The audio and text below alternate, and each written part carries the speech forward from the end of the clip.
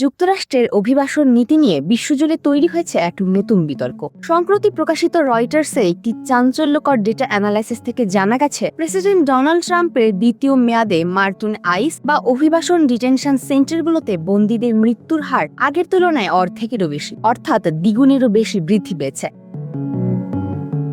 ট্রাম্পের গণ ডিপোর্টেশন বা ব্যাপক বহিষ্কার অভিযান শুরু হওয়ার পর থেকে এ পর্যন্ত 50 জনেরও বেশি অভিবাসী এসব বন্দিশালায় প্রাণ হারিয়েছে। 2009 থেকে 2024 সাল পর্যন্ত দীর্ঘ 15 বছরের খতিয়ান দেখলে বোঝা যায়, মার্কিন অভিবাসন কেন্দ্রগুলোতে প্রতি 3848 জন বন্দির বিপরীতে বছরে গড়ে একজনের মৃত্যু হতো। কিন্তু ট্রাম্প পুনরায় ক্ষমতায় আসার পর এই সমীকরণ নাটকীয়ভাবে বদলে গেছে।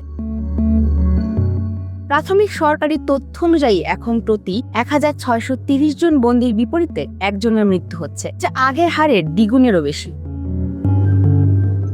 জনস্বাস্থ্য ও চিকিৎসা বিশেষজ্ঞরা আইস এর অভ্যন্তরীণ ময়নাতদন্ত রিপোর্ট পর্যালোচনা করে তীব্র উদ্বেগ প্রকাশ করেছেন। তাদের মতে, ট্রাম্পের কঠোর নীতির কারণে ডিটেনশন সেন্টারগুলোতে ধারণ ক্ষমতার অতিরিক্ত বন্দী রাখা হচ্ছে, যেখানে আগের প্রশাসনের সময় বন্দির সংখ্যা গড়ে 14,000 থেকে 40,000-এর মধ্যে ছিল, ট্রাম্পের আমলে তা এক পর্যায়ে 70,000-এ গিয়ে ঠেকেছে। ধারণ ক্ষমতার অতিরিক্ত এই চাপের কারণে বন্দিশালাগুলোতে চিকিৎসা সেবা এবং তদারকির মান মারাত্মকভাবে ভেঙে পড়েছে।